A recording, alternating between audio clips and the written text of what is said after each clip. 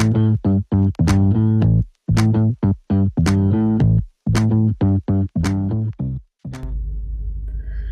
everyone, my name's Laura and this is my channel So Very Laura. So as you can see today I am not in my sewing room. I am on a cruise ship and I'm currently in the Atlantic somewhere off the coast of Portugal. But I wanted to come on while I was away and show you the bathrobes that I made for myself and my husband to actually bring with us on holiday.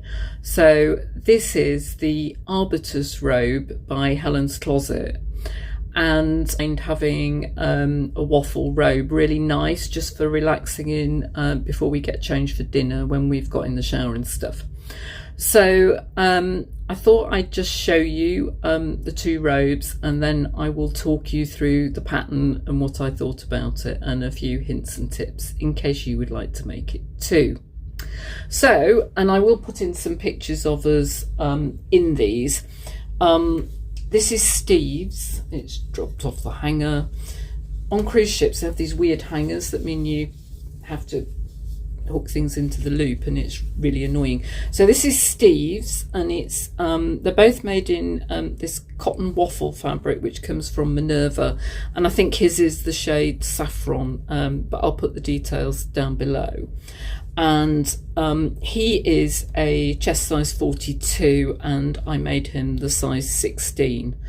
As I said, it's great pattern because it is completely unisex. There's no bust shaping, so easy to make irrespective of the person you're sewing for. And he chose this label to go in it, which goes quite nicely with the colour, and it just says perfectly me. And you'll see it's also got this hanging loop and a tie belt. What you can do, which would be useful if this was sewn in a thicker fabric, is that you can put in an inner tie as well to make sure that it closes up properly across the front. But because this is in, well, it's quite a thick fabric to sew with, which I'll come on to later, but in terms of wear it's light enough, so I didn't do that. So that's his robe, which I'll show you in more detail in a minute. And this is mine. So mine is same fabric but in this colour which I think Minerva called jewel, so this really bright teal. So it's actually quite nice having colourful robes rather than the standard white. So I've done it exactly the same for me. So you'll see it's got these pockets on the front and the tie belt, and you can see the design that it's got this kind of fairly broad collar that folds down, and then it's got these facings that you sew onto the collar, and that really is the bit that takes the longest, doing the collar and the facings. Again, little hook, and my label says you are important, you are enough, you matter. And I thought that was quite a nice one, because sometimes you put your robe on first thing in the morning, and if you wake up and you feel, you know, rubbish or a bit down in the dumps, I thought that was quite a nice label to see every morning. So that's my robe. So I'll tell you a little bit more about the pattern, and then I will show you round the robe. Sorry, excuse me, I'm just grabbing Steve's again because I think I actually sewed his better than I sewed mine. I finished mine literally the afternoon before we came away, so it was a bit rushed.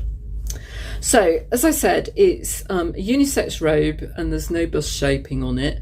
I'm looking at my notes, and it comes in sizes 0 to 34 in Helen's Closet sizing, which is 33 to 62 inch hip. As I said, I made the 16 for Steve and he's got a 42 inch chest, and I made the 12 for me and I've got a 36 inch full bust, and they're absolutely fine. They do run, I think, true to size, and I didn't need to grade out for my hips. It's perfectly okay as it is, even though generally speaking, if I make something in a size 12, if it's closer fitting, I would normally grade out to a 14 for the waist and hips.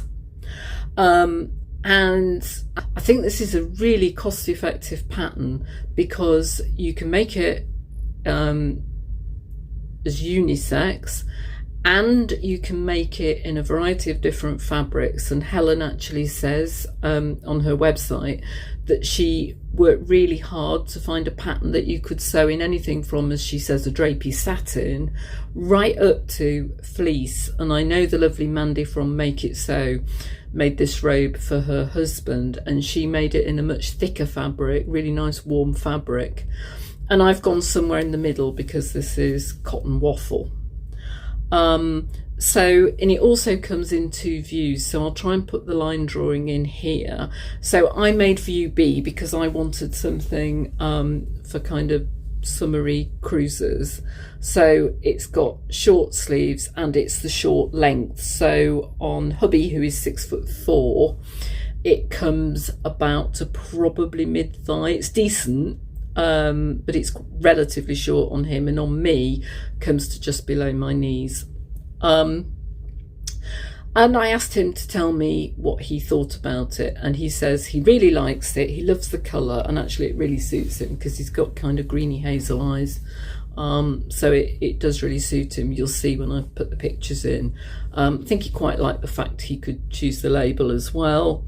And he likes the fact it's got pockets, and for both of us, we tried them on. It wasn't properly sewn it, but we tried them on, checked it to make sure that the pockets were going to come at the right place, and they did.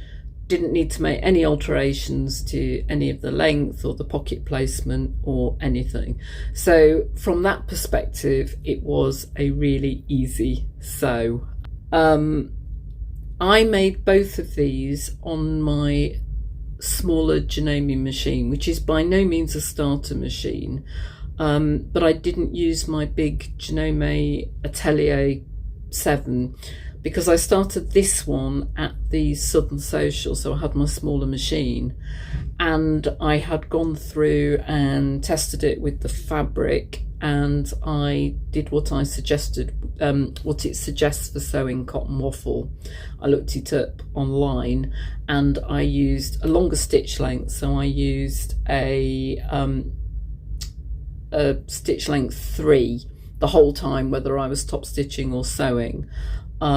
So it went through really easily, and I had a walking foot set up on the machine as well, and I think that helped massively with getting the thicker fabric through the machine.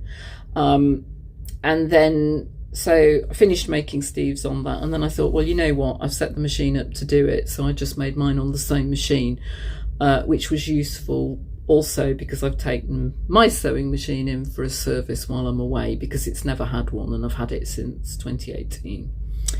So it is still a bit of a challenge to sew the thicker fabric, just really round the belt loops. So if I show you on the inside, I've overlocked it now, so maybe you can't see it.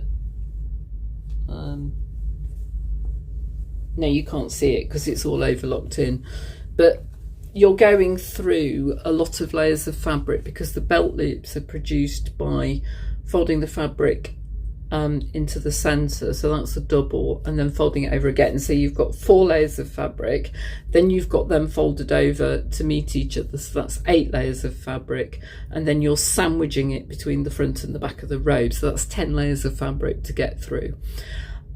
I found my humper jumper invaluable, so if you're not sure what that is, I'll try and pop a picture in here, but essentially it's a gadget that means that you can trick your sewing machine foot into thinking it's sewing on the flat, because otherwise, if you think about it, if you get a thick bit of fabric and your sewing machine foot is going along like that, and then suddenly it will smack into this thicker bit of fabric. So by putting the humper jumper underneath it, first at the back, you can raise it up so it's going along at a more level pace, and then you sew across the thick fabric, and then you move the humper jumper and you put it on the front, and that will allow it to get across smoothly from the thicker fabric back into the thinner fabric, and then you can take the humper jumper out and carry on. And I honestly think I would have really struggled without that.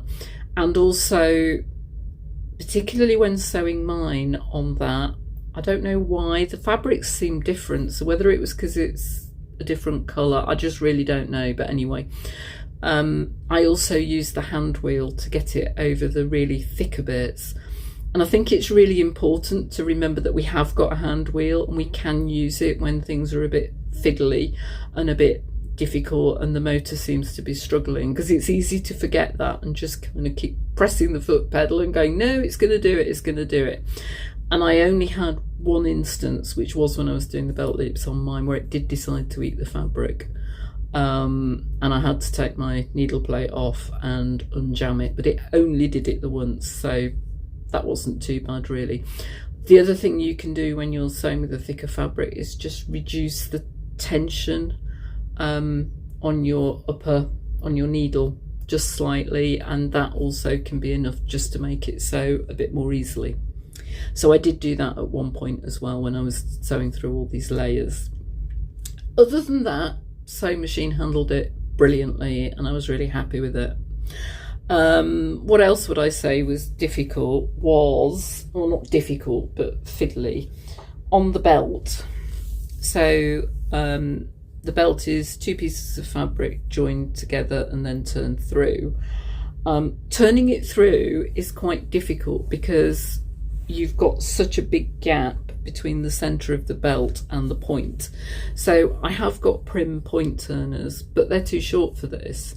So I did what Helen advised, which is drop a safety pin down and then you pin the safety pin to the inside, which is really the right side of the fabric, pin it and then push it back through. And I found it worked best with a medium-sized safety pin, but it is a bit fiddly to get the safety pin through and then close back up again. So that took a few goes. But yes, I got it through. So it's not a difficult concept. It's just really, really fiddly. So the instructions were fantastic. In terms of the assembly, I only went wrong once, and that was on doing Steve's because it was the first one I did. And it was here because you sew the, I don't know if you can see, hopefully you can, you sew the facing piece. So this is the facing that goes all the way down the front of the dressing gown, and you sew it to the collar piece. And I'd actually managed to try and sew it right to the end because it said join at the end, and on the pattern piece it does have almost like, if it was a crocodile it would be the snout, if that makes sense, and really you needed to kind of sew it to the long nose of the crocodile. And if I'd looked at the diagram it was perfectly clear. So the first time I did it I couldn't then see how it would fit onto the robe, and then I tweaked what I'd done, so I managed to unpick it and no harm done. And when you do it right, it works perfectly and everything lines up. The other thing that's really helpful is that Helen gives you tips for if you are sewing with thicker fabric, and she actually says e.g. cotton waffle, which I followed.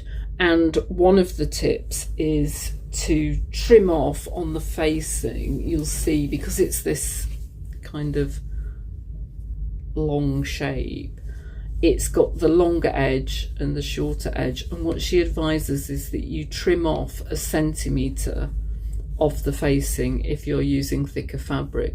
So the first time I did that, I'd cut out the whole full length of the facing, the full at the full width, and then I had to go down and trim off the relevant amount, and that was really fiddly.